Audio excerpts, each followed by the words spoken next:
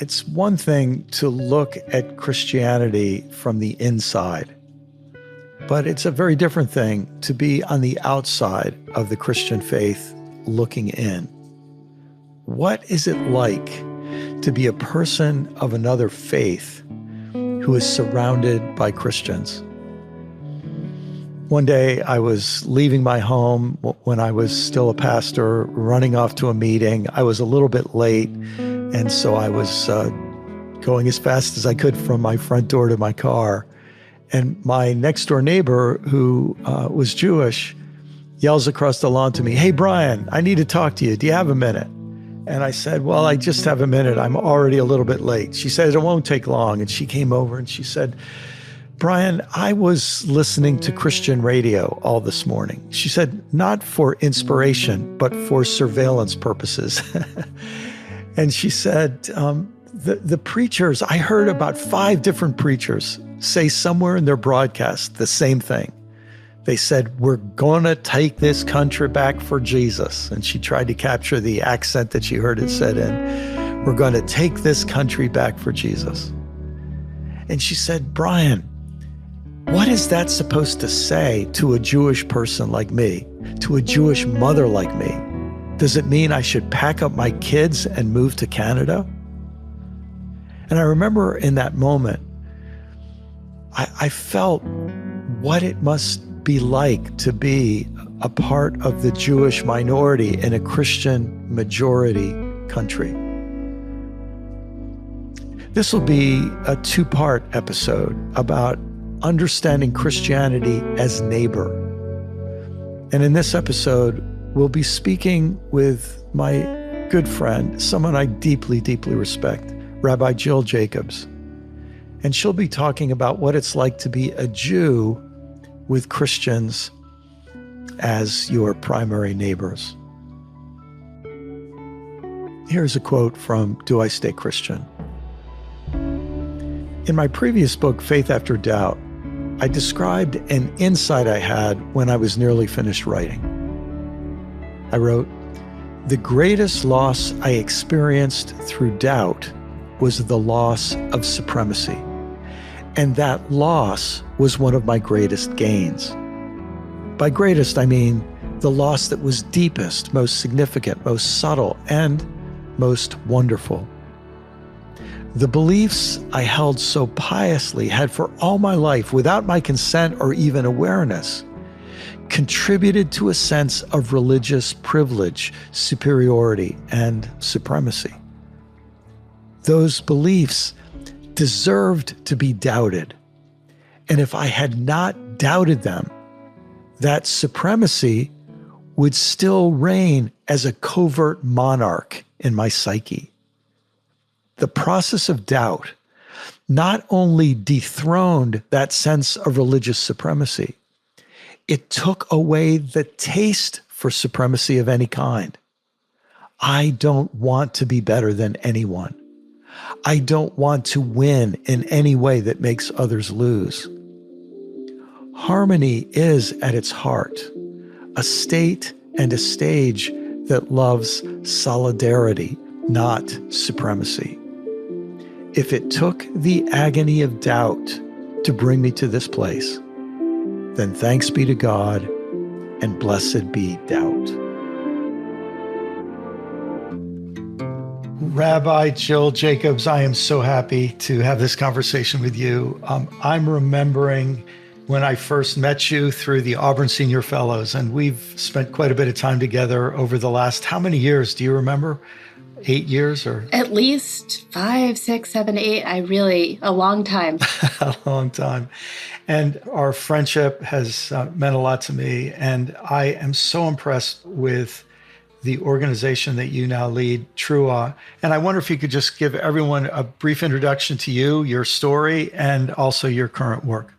Thank you so much, Brian. It's really been also such a pleasure. I miss the time that we've gotten to spend together in person, but it's really been a pleasure to have you as a friend for a number of years that neither of us can remember through Auburn and beyond.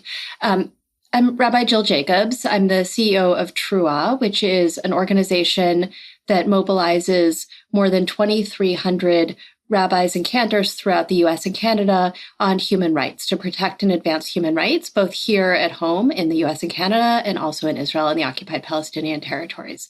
And so we do that through organizing around specific campaigns and specific issues where we can have an impact, through training rabbis and rabbinical students, cantors and cantorial students to be moral leaders, and by amplifying the voices of rabbis and cantors as moral leaders, to make the point that part of what it means to be a religious leader in this country or any time is to be a moral leader.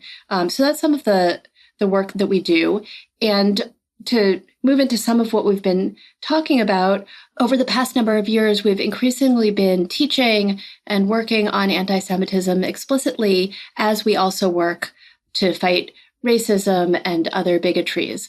Because, of course, in the last few years, we've seen an explosion of anti-Semitism in this country, in public, and as well as a lot of questions about what anti-Semitism is. And so, as an organization, we very much believe that we have to fight anti-Semitism together with fighting racism and xenophobia and other bigotries. And we often have to spend some time even teaching about what anti-Semitism is and how it relates to those other bigotries. This is probably a good time to mention a phenomenal resource that Trua is making available called A Very Brief Guide to Anti-Semitism. And it's available on the Trua website, and we'll have all of those links. Anything you want to say about that specifically before we move on? I think we can move on. I'm sure we'll talk about it a little bit more as we go. Yes, a super helpful resource. Actually, Jill, I'm having a memory just as you begin talking about anti-Semitism and then this larger campaign and commitment to human rights. Many years ago, when I was a pastor in the Washington, D.C. area, some folks might remember the crisis in Darfur in Western Sudan, where there was a genocide happening against a minority group and who had the misfortune of being on land that had oil underneath it. And so we can imagine all the dynamics that go into that.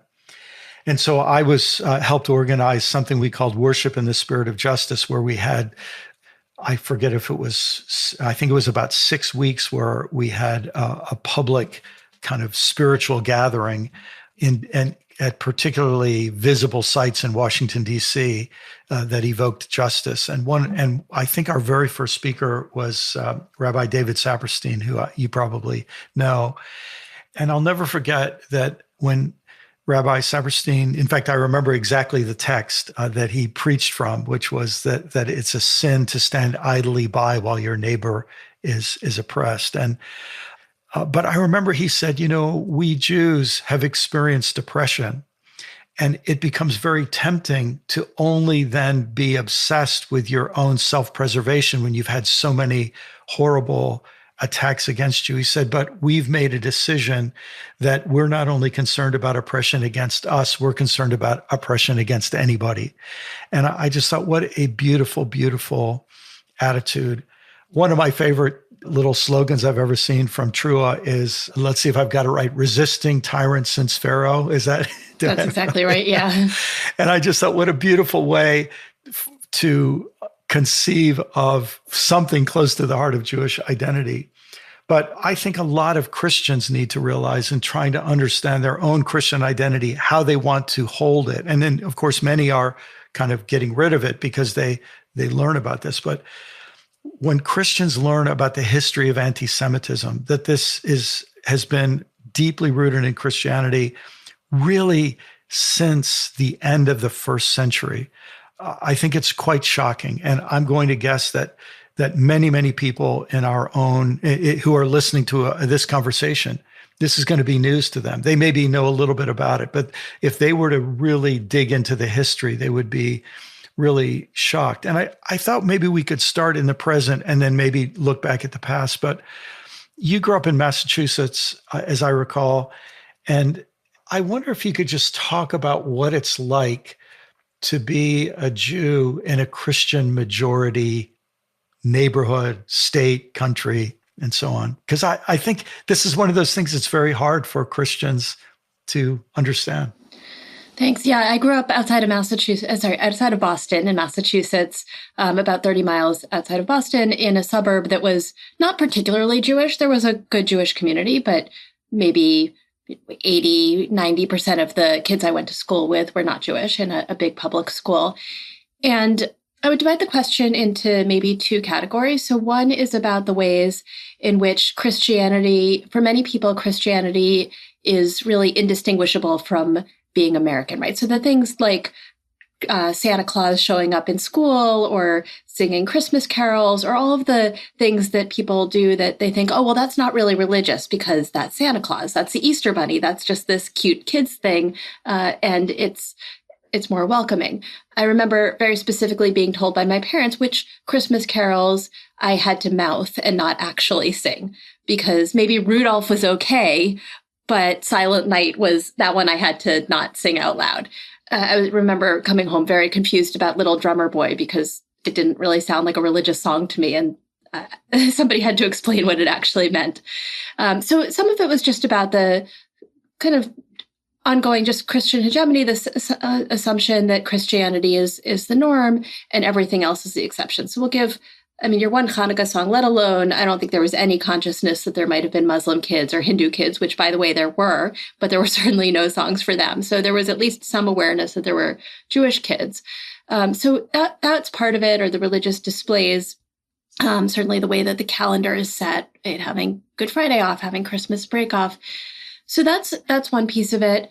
And then, I've thankfully been lucky, as have my kids, in being around people who really can understand observance and are really accommodating on observance. So I, as a kid, would get pulled out from school on religious holidays, as do my kids now. They're in a public school in New York City. And that, thankfully, we've always been around people who didn't make that any issue, or who have bent over backwards to make sure that there's some kosher food for us to eat. So that I feel really grateful for. I think the other piece that is maybe hard for people who don't grow up Jewish to understand is the inherited trauma that all of us have, which is very much about the Holocaust and not only about the Holocaust. So one of my key memories from growing up, my grandparents were already in the U.S. when World War II happened. Both of my grandfathers were GIs. And I also grew up knowing that there was family that had been left behind in Lithuania and Ukraine who they never heard from again after the war. They never found out what happened to them. And so growing up with that, as well as having survivors around, especially in the 80s, I had survivors as Hebrew school teachers. They were just around. It was just a part of the community. And really growing up with this message that America felt safe now, but so did Germany before the war, and that things could change at any moment. Even we're recording on Purim, on the holiday of Purim, which is the story of the book of Esther. And it's really a story about a very assimilated Jewish community in Persia that's really part of the general community. And then all of a sudden something turns and there's an attempt to murder them. So I definitely grew up with that consciousness. And one thing I remember very clearly was my best friend growing up was Catholic, and in her house there was an attic that we used to play in. And I remember thinking, oh, I'm so glad that they have an attic, because for sure they would hide us.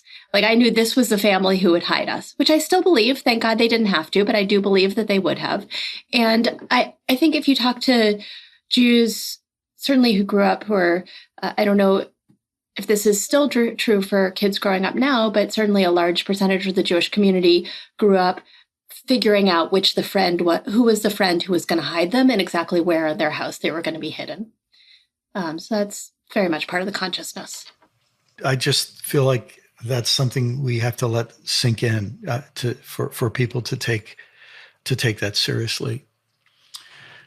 It's, I think, this idea that every child grows up having to negotiate that. And I'm guessing, Jill, that there is a kind of conversation that Jewish parents have to have with their children, and they have to decide what's the age or what's the inciting incident that they need to have this conversation, where this reality of anti-Semitism deeply rooted in European history, which means Christian history. Now, children have to be taught this. Is that something you would feel okay to talk about a little bit? Sure. So I think when I was growing up, I don't know that people thought about it. I think it was just around. I certainly remember learning things that were definitely not appropriate for kids at times that I shouldn't have learned them.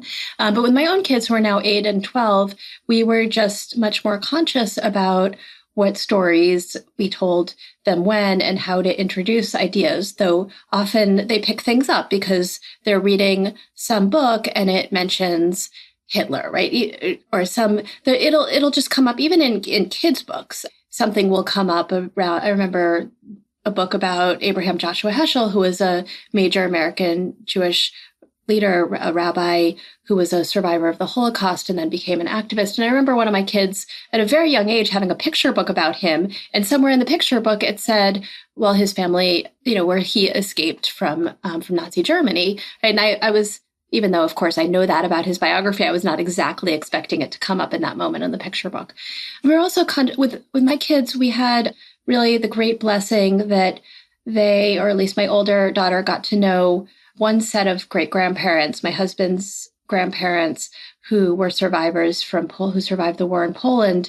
And especially my older daughter really got to know my husband's grandfather, who was a survivor of Schindler's Factory. And so for her, we wanted her to have a relationship with him that was not clouded by horror stories. We wanted her to have just a direct relationship with him. She was probably, I think, seven or so when he died, so that she was very young. But we did start by telling that story, which is both a story about the horrors of the Holocaust and also a story about the ways in which some people took risks to save Jews. And so we wanted her to have that story. Something else that we think about a lot in our family when we think about Holocaust stories in particular, then maybe I'll talk about anti-Semitism a little bit more in general, is that a lot of the Holocaust books for kids, like Number Our Stars, which is the first one that a lot of kids read, which I think is actually a really good book, and The Boy with the Striped Pajamas, which is not a good book or a movie. A lot of them center the stories of non-Jews who took these risks. And I remember particularly when my older daughter was reading Number the Stars, which is generally recommended as the first Holocaust book because it takes place in, I think, Denmark or Norway, I can't remember, and is about saving Jews. So it's not the most horrible. You don't want to introduce the worst things. But I do remember this feeling of, wait, she's coming away with this story about these good people who saved Jews, and that's important. But those people are the hero of the story, as opposed to seeing Jews as the heroes of the story. And so we've definitely tried to tell the stories of what Jews were doing, starting with our own family. In terms of other anti-Semitism, we want to balance between talking honestly about the history of anti-Semitism and also not frightening our kids. And I will say that it's gotten harder because there have been these violent incidents, whether the murders at the Tree of Life synagogue or in Poway, at the synagogue in Poway, or just recently the hostage-taking situation in Colleyville, Texas. And of course, when our kids see that, it's always on a Saturday night. I mean, the event has always happened on Shabbat, on a Saturday. We don't use our phones or electronics on Saturday, so we turn on our phones Saturday night, and oh my God, this is what happened during the day. And our kids see this, and of course they say to us, well, is that going to happen in our synagogue? And we can't promise them, no, it won't. We also, in this moment in America, can't promise them that there's not going to be a shooting in their school or in the grocery store. Unfortunately, we can't make any promises to our children, which is life in a country with way too many guns. And we can't say to them, this will not happen in our synagogue. We can say this will almost definitely not happen. This is very rare. But we really have to balance between being cautious and understanding the dangers, and also not being so scared that we can't live our lives, or so scared that we don't see ourselves as part of America and part of the American story.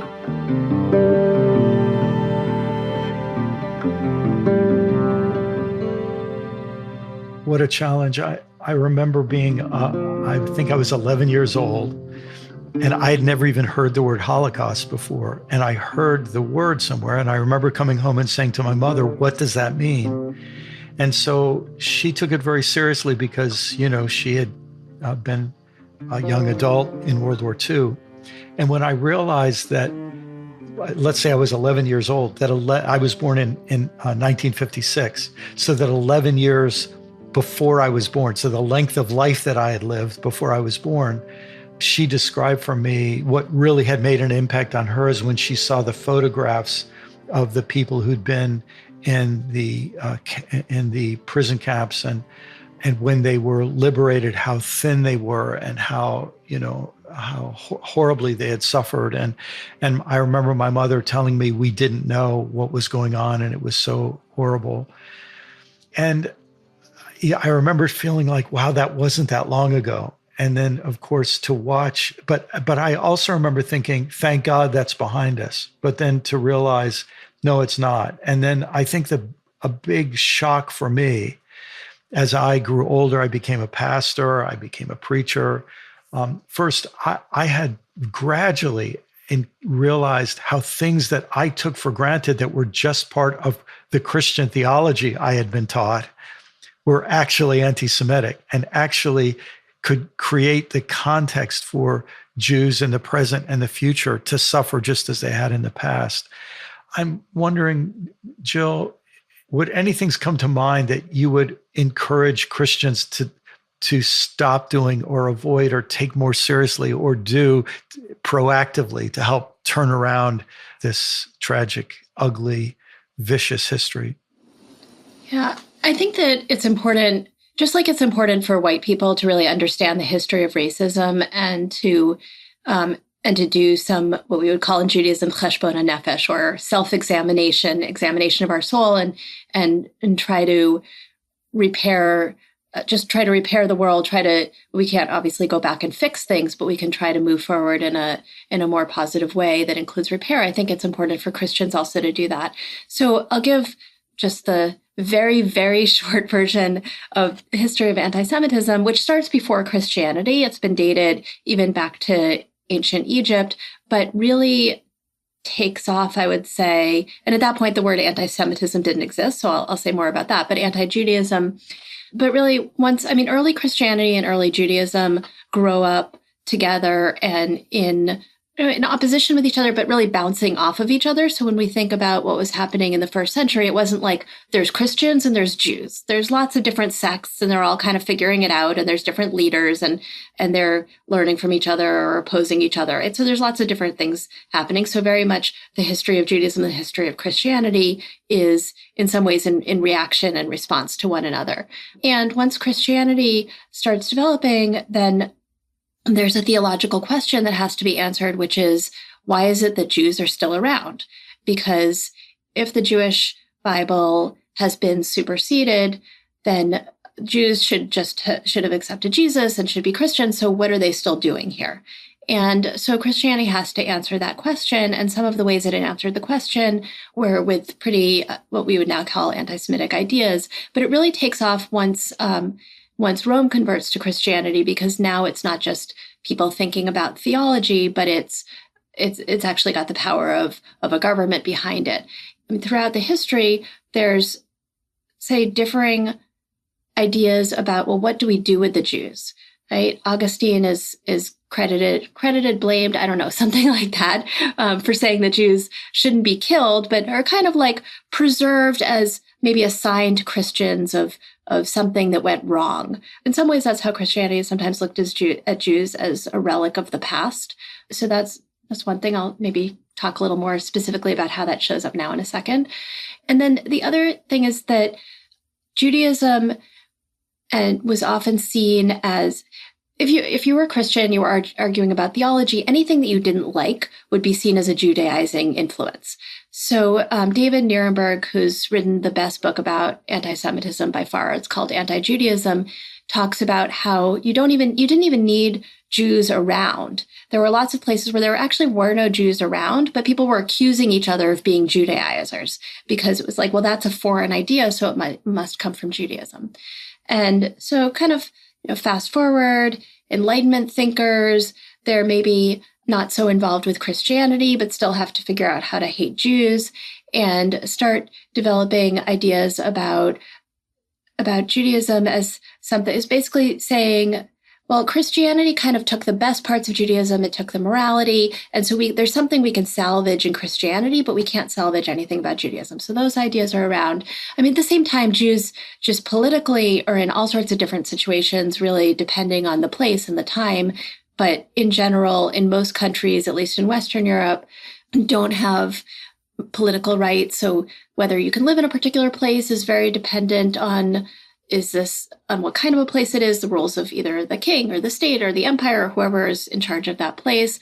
Often couldn't be landowners, which led to Jews taking on kind of portable professions that were needed by the Christian elite. So, and also that were not considered things that the Christians should do. So like money lending or trade. So professions that Jews were often forced into those professions because you couldn't own land, you couldn't enter guilds, you couldn't be in a lot of the other professions. So that's what was left for you. It was you need money lenders. So if Christians can't be money lenders and Jews can't do almost anything else, and that's what Jews are going to end up doing.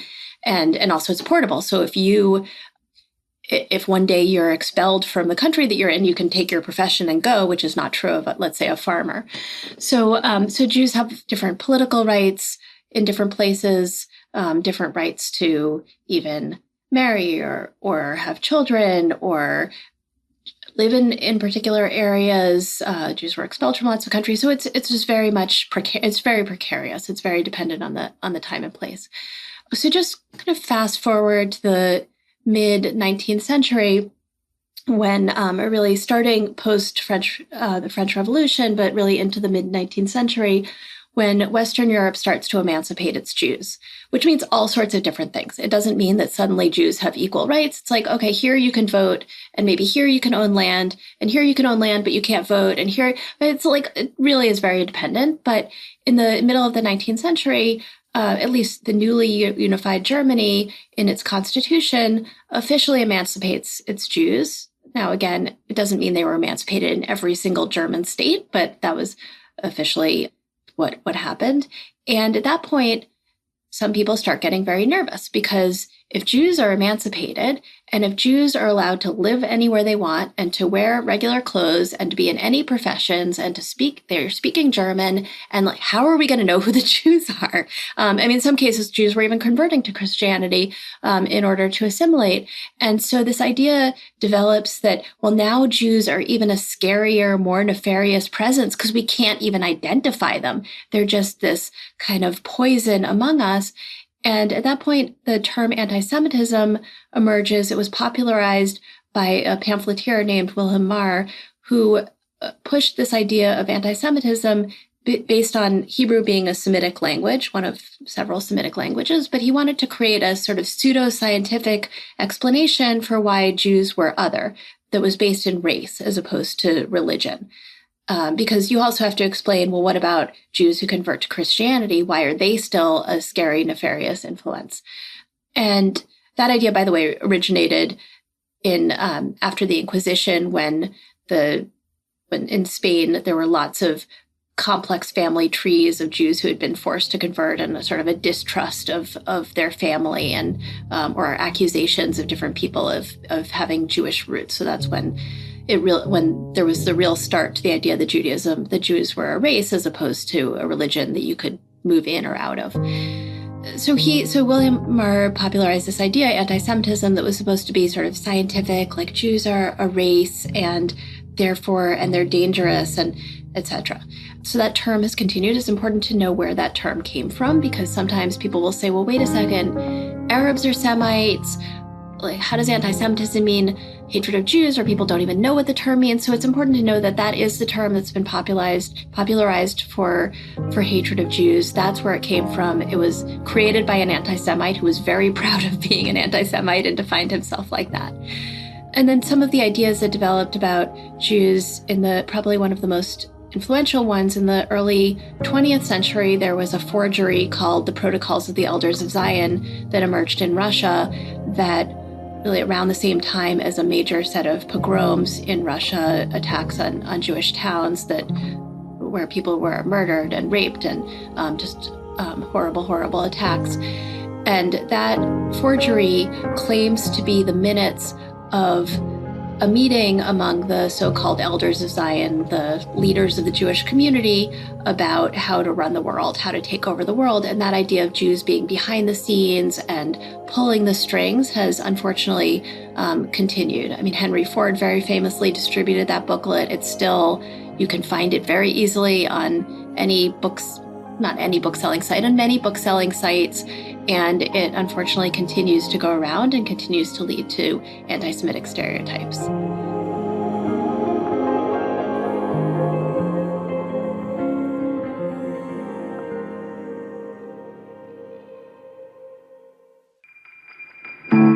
So if we were doing a whole course on this subject, which would be grim, but it's important, Christians would have to go back and read what many of the early church fathers, early Christian scholars, people with familiar names like Augustine, Chrysostom, Thomas Aquinas, and then you come into the period of the Reformation, some of the bitterest, most vicious anti-Semitic writings ever came from Martin Luther.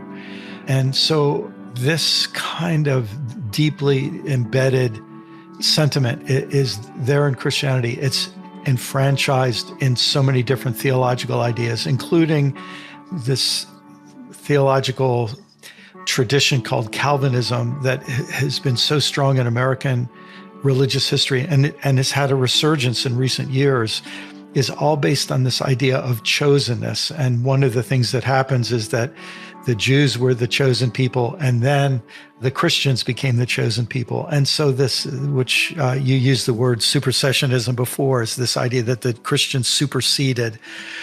So many of these ideas are so deeply embedded, and then passages of the Bible get quoted, and it all feels holy to Christians because it's the Bible, but there are ways that these texts are understood that are so insulting and dehumanizing and demeaning to Jews. And so for Christians, this requires a deep kind of moral self-examination and a deep interrogation of our own history, and then a deep interrogation of our own current practices. Even the passages of the Bible that we read, of the Christian scriptures that we read without explanation, we start to realize, oh my gosh, that could be used in such anti-Semitic ways. So this creates a new moral challenge. And a lot of people, when they learn about this, and I have to confess, I have felt this at many points when I began examining this subject years ago. I think my first sort of scholarly introduction was a Thomas Cahill's book, Constantine's Sword. But I remember thinking, I don't even want to be a Christian, right? I don't even want to be associated with this because of this ugly, vicious history. But then I think there is maybe some value for Christians to say, well, the thing for me to do is to try to achieve innocence by distancing myself, or by calling anti-Semitic Christians not true Christians. That's another way to sort of get the taint away.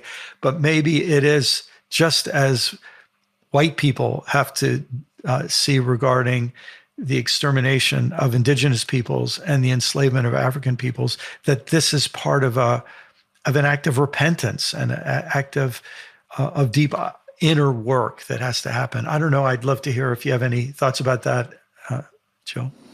Yeah, I definitely don't want to tell people that not to be Christian anymore. I mean, it's a 2,000-year-old tradition that has really a lot of beautiful ideas in theology and history. And so that is absolutely not my goal. And I do think, many of our religious traditions have ideas in them that we have to struggle with and we have to reinterpret and we have to understand differently now.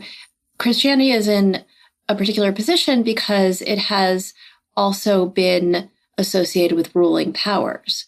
So it's not only the theology, it's also that it's been the religion of kings and empires who have certain power that they've decided to carry out, often to the detriment of Jews, as well as indigenous people and Muslims and other people who were not Christian and white.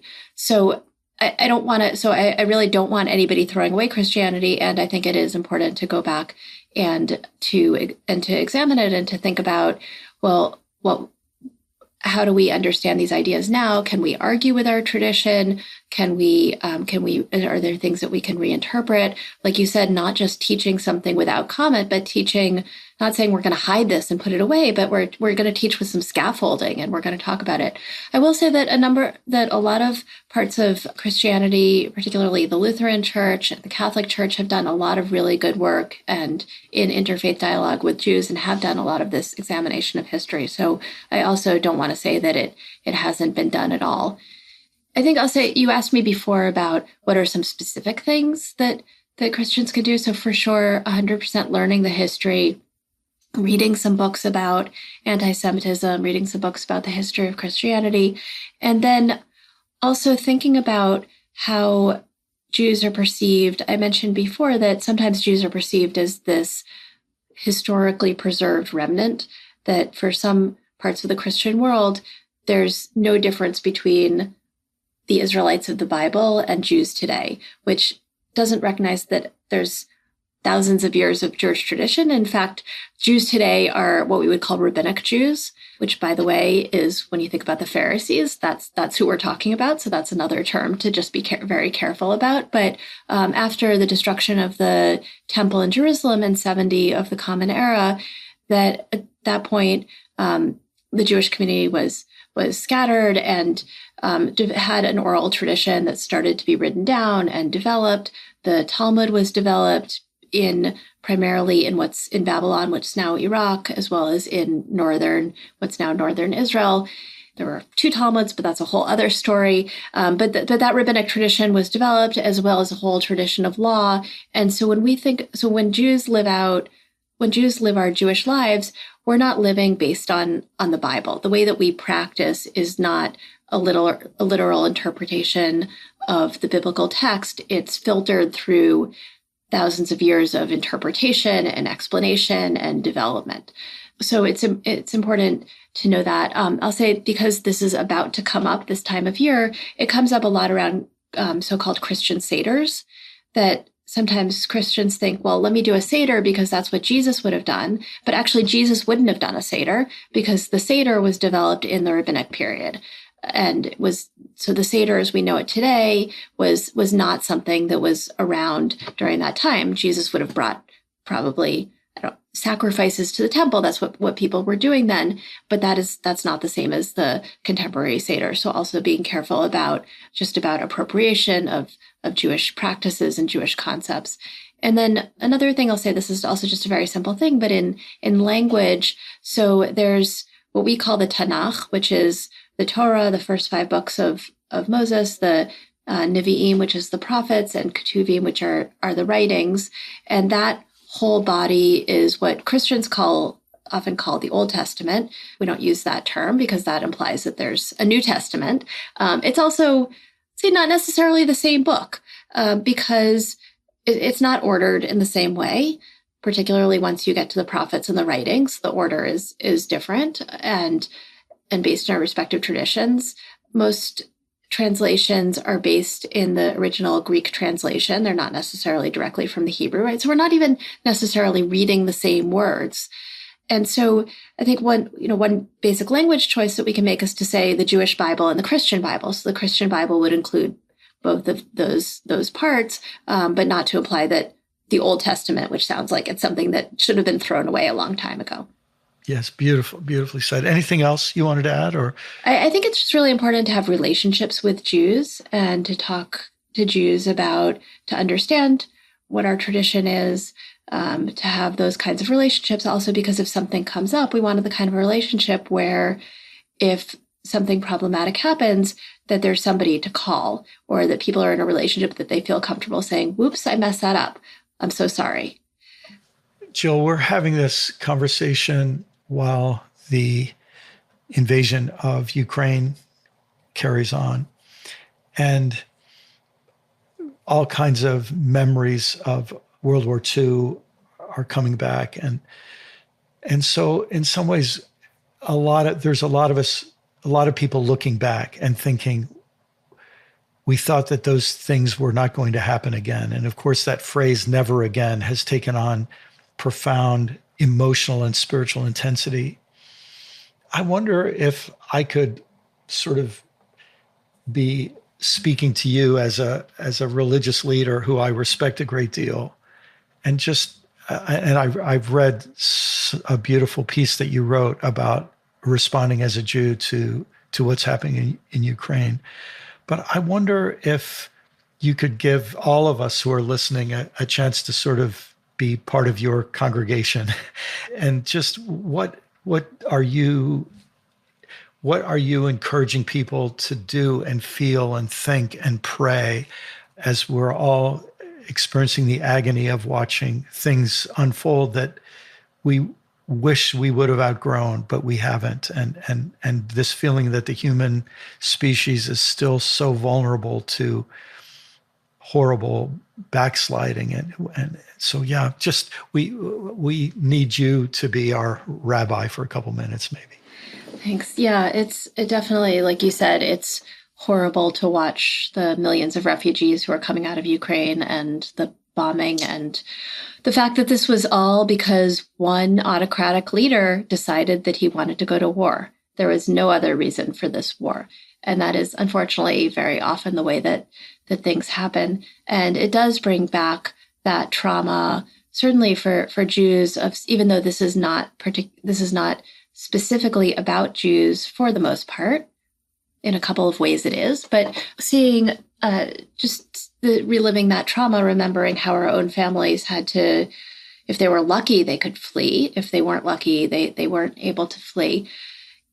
So that's bringing back some historical trauma. The Ukraine has miraculously rebuilt a Jewish community after the fall of the Soviet Union, which is really miraculous because under the Soviet Union, people couldn't practice religion at all. There was no religion. And so Jews were identified because they had they had Jew as their nationality on their passport, but it was only a bad thing.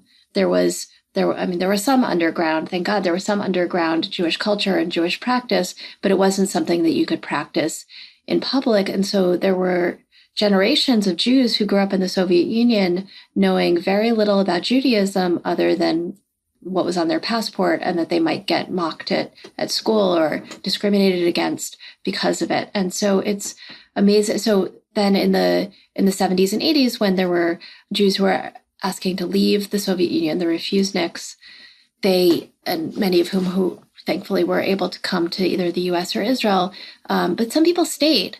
And there were hundreds of thousands of Jews in Ukraine, and they had synagogues, and they had Jewish community centers, and they had a Jewish life that is now literally being bombed. So that is bringing up some trauma. So for those of us who are watching this situation, it is really important for us to remember that in World War II, for the most part, the world did nothing. The world, including the United States, would not take in Jews who were trying to flee when it was possible to flee. And we have to take that lesson and open our borders to people who are fleeing, whether it's from Ukraine or Afghanistan or Syria or Honduras, but wherever people are fleeing from, and live out that moral responsibility that we failed on during the Holocaust. And certainly we have to pray. It's not enough, but I believe that it helps. And just also practically, the thing I'm doing is giving money to the people on the ground, because they're the people who know, to the organizations that are on the ground, because they're the ones who know what's needed there. And really just not to look away. I mean, we've looked away from so many disasters, but just not to look away and to imagine ourselves in the place of every one of those people who is either deciding to stay or not, or has to stay, or who's fleeing for their life.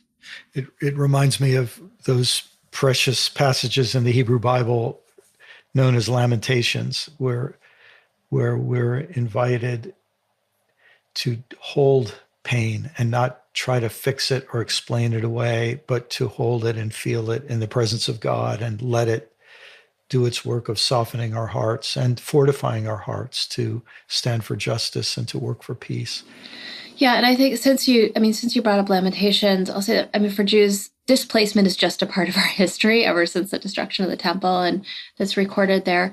And something that I do find comforting is not only are those words of Lamentations about just mourning, not saying it's going to be better or this was part of God's plan, or just it's just mourning. And in the rabbinic tradition, in the interpretive tradition, we have images of God mourning along with the people.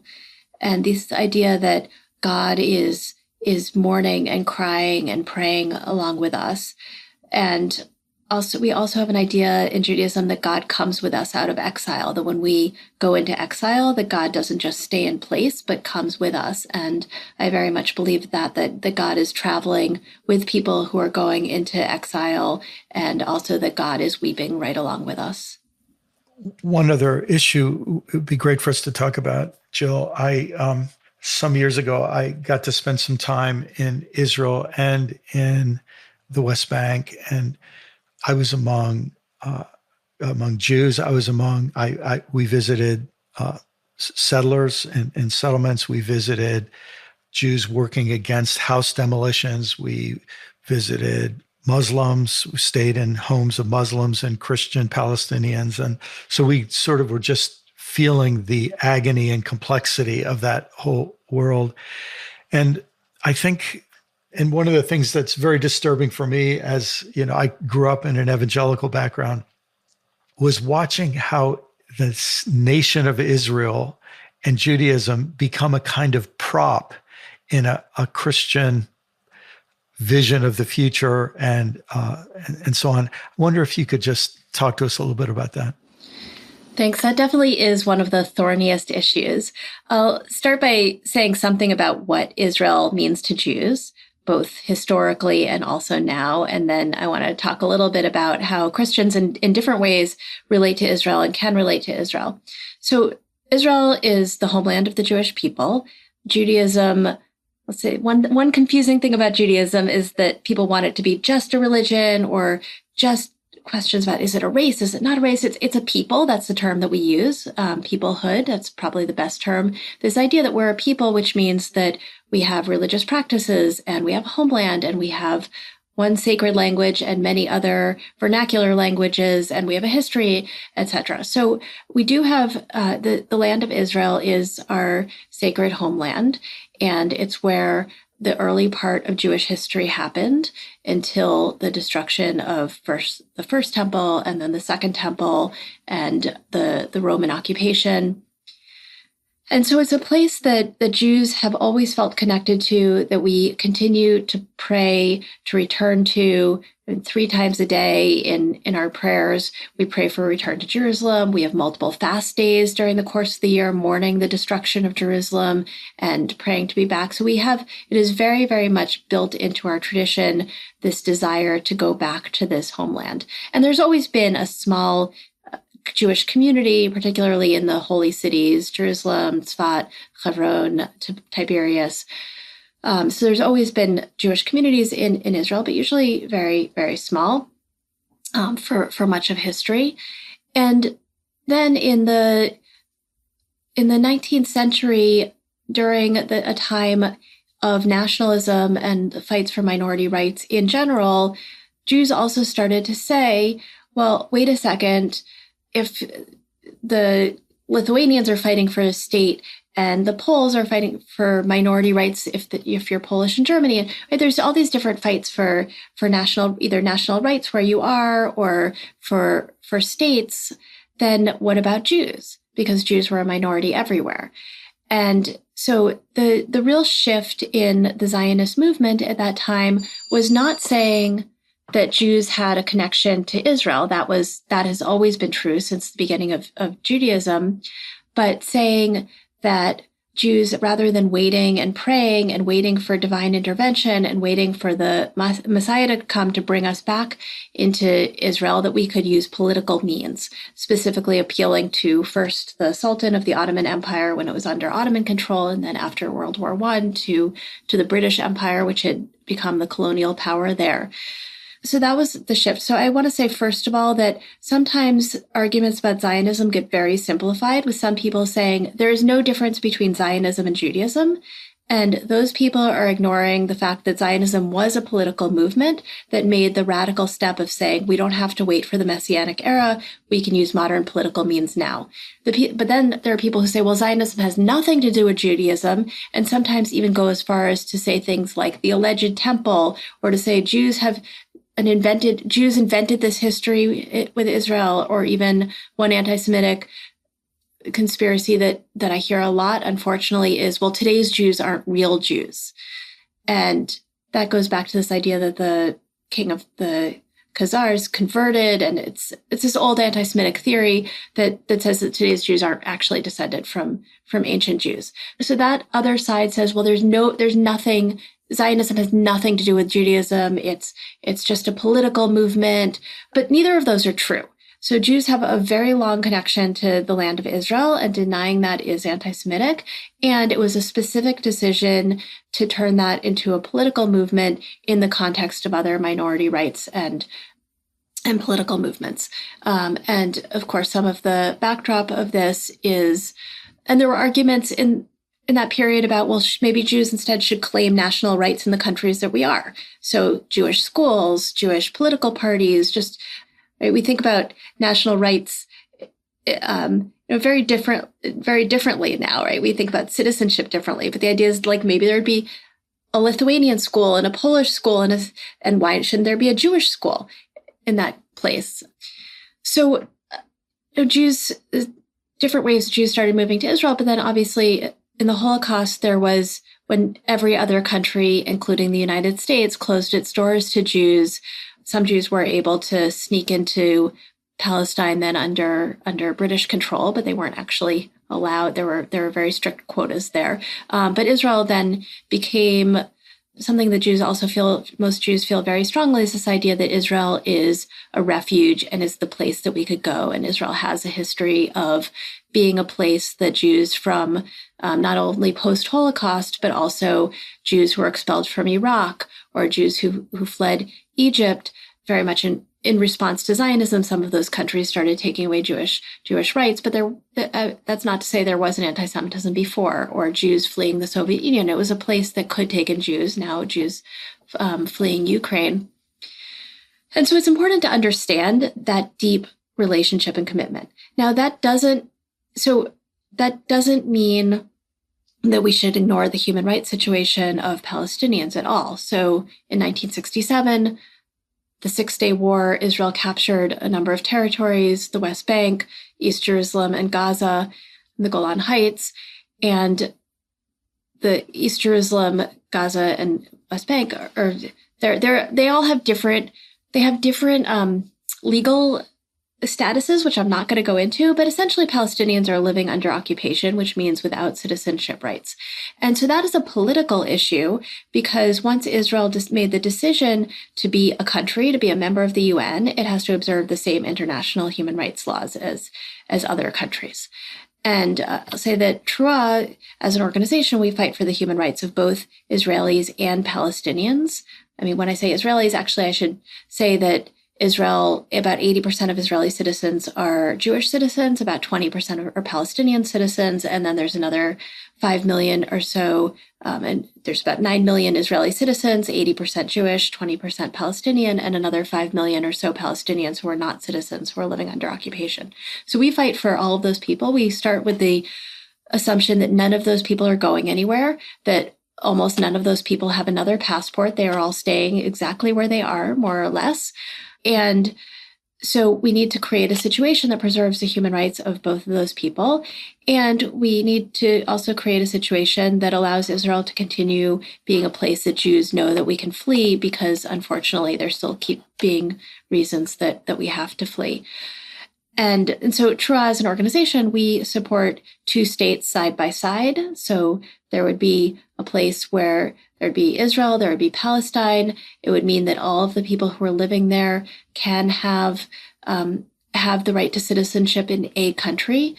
And the details, people can work out the details, but that's what we support as an organization. And I'll say that there are, within the Christian world, which obviously is very big, there are some who often consider themselves Christian Zionists, evangelical Zionists, who, I'll say some very general things. I want to be clear that I know not everybody fits in this category, but some of the ideas that are out there are first Jews as this remnant of a biblical people, today's Jews as being exactly like the Israelites in the Bible, and this sense of trying to kind of preserve us as a museum piece and preserve Israel as a museum piece without attention to who we actually are now.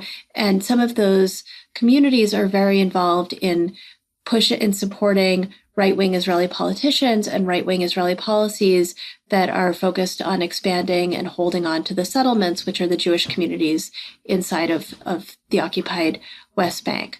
And so that is not helpful because it doesn't move us any closer to a solution. Also, the idea in there that the Jews are basically a tool to reaching the end of days. The Jews have to move back to Israel so that there can be this kind of end of days moment that very much sees Jews as a pawn within or supporting character within Christian history, as opposed to subjects with our own agency and our own messianic dreams and hopes and ideas. And then the second trend, this is more complicated, but many progressive churches are very connected with Palestinian communities and are very involved in fighting occupation. And I want to say, first of all, that criticizing Israel fighting occupation is not anti-Semitic, just like fighting for the rights of Uyghurs, for example, against the genocide of Uyghurs, or fighting or boycotting Russia, right? These are not things that are necessarily prejudiced, and because they're actions that are taken against a country in order to force that country to do something. But there are times when those actions cross the line into anti-Semitism. So, for example, denying Jewish history in the land of Israel, or any kind of disregard for Jews, like any language about, well, they should all go back to where they came from, as though that were even possible. I mean, I'm telling you, the Jews are not going back to Iraq or Poland or Ukraine. So any kind of language like that. And I do think that it's important for Christians, when in thinking about why and how to take action against Israel, really to examine what the motivations are. Now, I'm not for sure. I think that it's important for Christians to be connected to Palestinian communities and to push any country, including Israel, to follow international law. But I do think that sometimes there has to be just a self-searching and thinking, well, okay, why is it that this issue is really important to me? And for some, it might be because of the connections to Palestinian Christian communities, particularly on the ground. For some, it might be, like you said, because you visited there and have a relationship. And I think sometimes there is a grain of anti-Semitism, and so it's important to be able to push that out and to make sure that any action that one is taking is one that doesn't cross that line. And I'll say also that Jews are particularly sensitive to being lectured by Christians about human rights because of the history of the Holocaust and because of the history of anti-Semitism. So that's a dynamic that comes up that I think it's important for Christians to be sensitive to.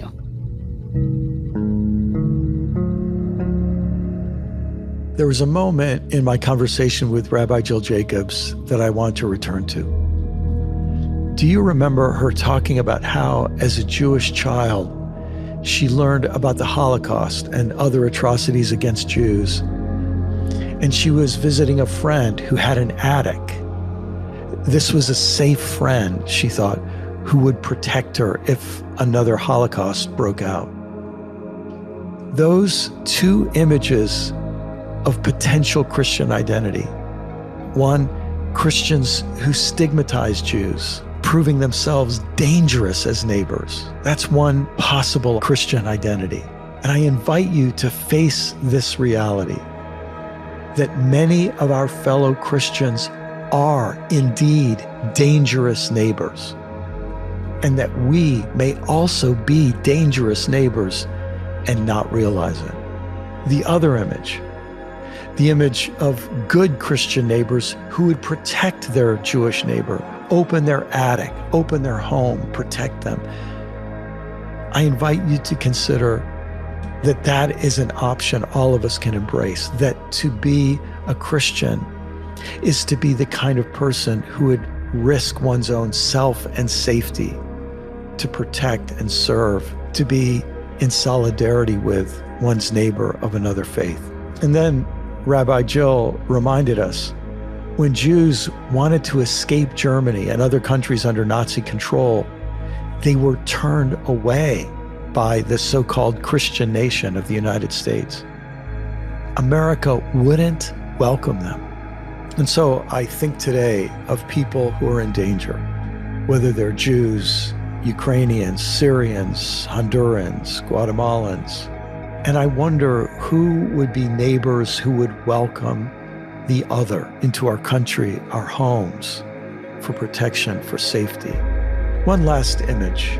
I invite you to imagine a Christian who has learned about how Christians have been dangerous neighbors in the past and now commits to speaking out to their fellow Christians to help them see the potential dangers hidden in their beliefs and behaviors so that they can more consciously choose what kind of neighbor and what kind of Christian each of us wants to be. I want to thank Rabbi Jill Jacobs for being a guest on this episode, the Center for Action and Contemplation for supporting and hosting these important conversations. And I want to thank each of you listeners for devoting this time to learning how to see our own Christian faith in a fresh and healthy way. And a special thanks to Corey Pigg, the producer of this program, who is such a joy to work with.